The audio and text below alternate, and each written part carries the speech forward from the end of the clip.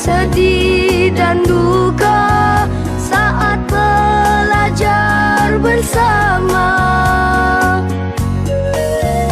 Jangan kau lupa berdoa sebelum mulai membaca. Ayo temanku semua, mulailah dengan bismillah. Sungguh indahnya belajar dan berdoa. Shalala, sungguh indahnya menggapai cita-cita. Betapa indah belajar dan berdoa.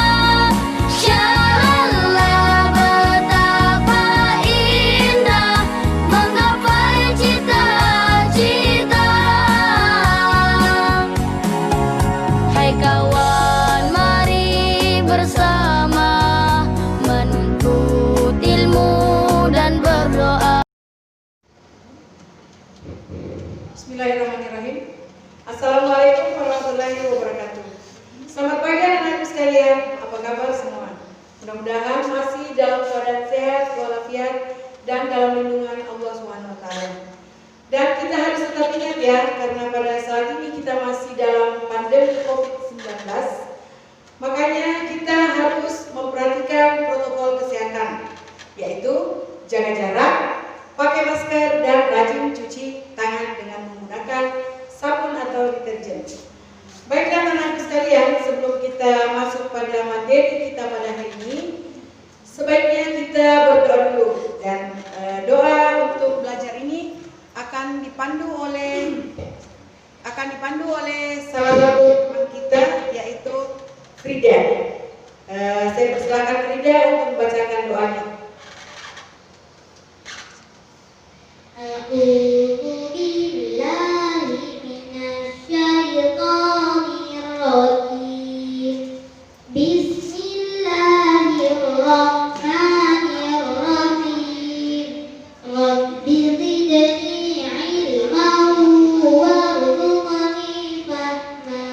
Artinya, ya Allah, tambahkanlah ilmuku dan berilah kami pemahaman yang benar. Amin. Shadaqallahul azim. Amin ya rabbal alamin.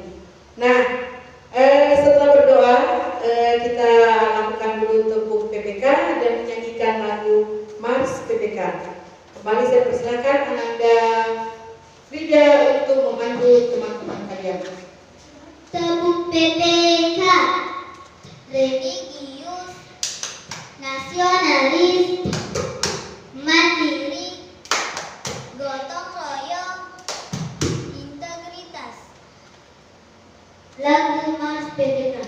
Gerakan Nasional Revolusi Mental membangun karakter generasi gemilang menuju kebangkitan generasi emas bagi manusia Indonesia melalui pendidikan nasional. Tumbuh kembangkan moral etika bangsa, menjadi pekerti akhlak yang mulia.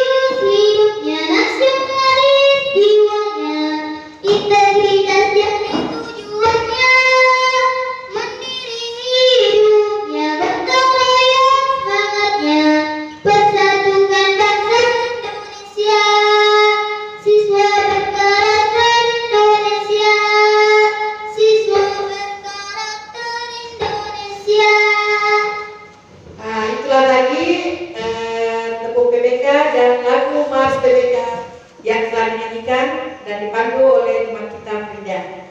Saya persilakan Frida untuk kembali ke tempat. Baiklah anak sekalian, kita akan masuk pada materi kita pada hari ini, yaitu tema 3, subtema 2, pembelajaran 1 tentang penemuan dan manfaatnya. Kemudian ada beberapa KD yang ingin kita capai pada hari ini, yaitu yang pertama 32, menggali isi teks penjelasan atau eksplanasi ilmiah yang didengar dan dibaca. Kemudian KD 34, menganalisis perubahan sosial budaya dalam rangka modernisasi bangsa Indonesia. Kemudian tujuan pembelajaran yang ingin kita capai adalah dengan membaca, siswa mampu menyebutkan informasi penting dari teks penjelasan atau teks eksplanasi yang dibaca tentang manfaat penemuan televisi dengan tepat. Yang kedua, dengan diskusi, siswa mampu mengidentifikasi perubahan sosial budaya dalam kehidupan masyarakat dalam rangka modernisasi bangsa Indonesia bidang iptek dan pendidikan dengan mandiri. Kemudian tujuan yang ketiga, dengan membuat rangkaian kristik paralel, siswa dapat mampu menyajikan laporan hasil percobaan rangkaian paralel dengan sistematis. Kemudian pada perkembangan kehidupan masyarakat sekarang tentunya banyak dipengaruhi oleh beragam penemuan, seperti penemuan televisi, kemudian mampu mengubah peradaban dunia. Karena tadi kita akan mempelajari tentang teks eksplanasi. Yang pertama kita harus tahu dulu apa itu teks eksplanasi. Teks eksplanasi adalah teks yang berfungsi menjelaskan tentang suatu atau peristiwa baik alam maupun sosial dan mengandung ilmu pengetahuan. Salah satu sifat teks eksplanasi adalah unsur ilmiah. Di dalam suatu teks eksplanasi, mengapa dan bagaimana peristiwa dijelaskan dan disertai dengan prosesnya. Selanjutnya,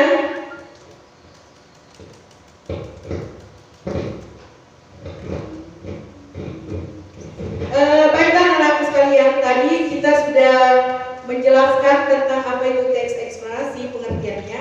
Kemudian teks eksplanasi itu ada ciri-cirinya. Yang mana ciri-cirinya? Yang pertama, teks eksplanasi terdiri dari 3 unsur yang meliputi sebuah pernyataan umum, sebab akibat, dan interpretasi. Kemudian yang kedua, informasi dalam teks eksplanasi berisi berdasarkan fakta-fakta yang ada. Informasi yang ada di dalam teks eksplanasi memiliki sifat yang objektif. Kemudian selanjutnya ciri-cirinya adalah teks eksplanasi membahas sebuah peristiwa. Dan yang terakhir, teks eksplanasi merupakan jenis teks yang bersifat informatif. Jadi teks eksplanasi itu memberikan informasi tentang sesuatu, apakah itu peristiwa alam atau sesuatu fenomena yang terjadi. Karena teks eksplanasi itu berdasarkan kenyataan yang ada. Kemudian teks eksplanasi tersebut mempunyai struktur. Yang pertama, identifikasi fenomena, mengidentifikasi sesuatu yang akan diterangkan. Hal ini bisa terkait dengan fenomena alam, sosial budaya, dan fenomena-fenomena lainnya. Kemudian yang kedua, penggambaran rangkaian kejadian atau memerinci proses kejadian yang relevan dengan fenomena yang diterangkan sebagai pernyataan atau bagaimana mengapa peristiwa itu bisa terjadi. Kemudian kita bisa melihat salah satu contoh teks eksplanasi. Banyak yang bisa ditampil ya, banyak yang bisa ditampil. Apakah dia seorang tokoh yang dijelaskan? Karena harus sesuai dengan kenyataan yang ada. Jadi dia terstruktur menjelaskan siapa tokoh tersebut, kemudian asal tokoh tersebut, apa yang dia temukan. Ya. Jadi kalian bisa mencari satu contoh bacaan yang merupakan teks eksplanasi. Jadi banyak contoh yang bisa diambil.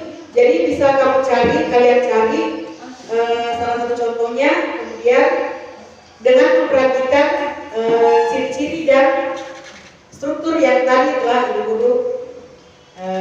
Guru perlihatkan. Kemudian kita lanjut ya, karena yang ini tentang penemuan dan yang kita bahas pada materi ini. Jadi kita akan lanjut pada materi kita tentang pengaruh televisi terhadap kehidupan masyarakat di lingkungan.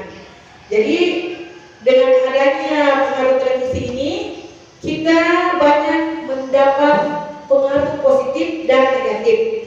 Barangkali salah satu contoh pengaruh positif yang bisa kita ambil pada televisi ini adalah dengan mendapatkan berbagai macam informasi. Misalkan sesuatu yang terjadi di luar negeri kita bisa lihat dan kita bisa langsung mengikuti. Kemudian untuk pengaruh negatifnya juga ada. Karena misalkan terjadi kekerasan di suatu tempat, itu bisa menjadi contoh atau bisa dilihat oleh anak-anak yang masih belum mengerti apa sebenarnya peristiwa tersebut. Ya. Jadi untuk pengaruh televisi terhadap kehidupan masyarakat ini, kita bisa cari beberapa contoh lagi. Ya, kita bisa lihat apakah dia merupakan pengaruh positif, apakah pengaruh negatif. Ya. Kemudian kita lanjut. Jadi dengan adanya televisi itu berhubungan dengan listrik. Ya. Jadi kita menggunakan televisi, menggunakan alat-alat elektronik itu berhubungan dengan listrik. Nah, sekarang kita akan membahas tentang rangkaian listrik. Ada rangkaian listrik seri dan ada rangkaian listrik paralel. Nah, yang pertama kita bahas di sini adalah rangkaian listrik paralel.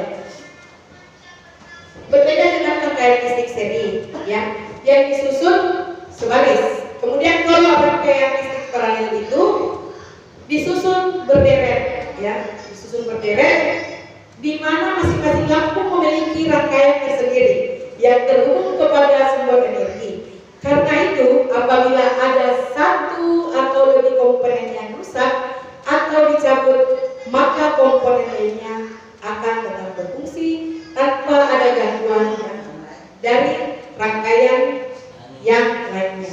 Ya, jadi kita bisa melihat bagaimana rangkaian listrik yang ada di rumah kita. Ya, apakah dia merupakan rangkaian listrik seri atau dia rangkaian listrik paralel. Dan ingat, kalau rangkaian listrik paralel itu kalau satu bermasalah, yang lain tidak akan terputus, dia tetap tersambung. Ya. Nah, anak-anak sekalian, coba kita renungkan bahwa setiap manusia itu diciptakan Tuhan dengan potensi atau bakat yang berbeda-beda. Salah satu cara mensyukuri potensi yang kita miliki adalah dengan mengembangkan secara maksimal agar dapat memberi manfaat bagi diri kita sendiri dan bagi orang lain.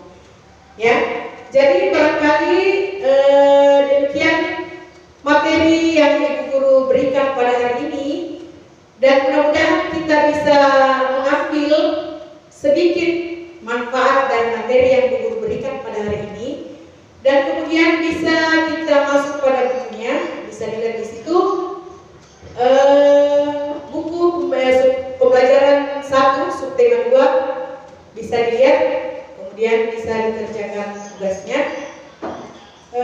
Saya kira Ibu Guru cukup sekian, dan terima kasih atas perhatian kalian. Assalamualaikum warahmatullahi wabarakatuh.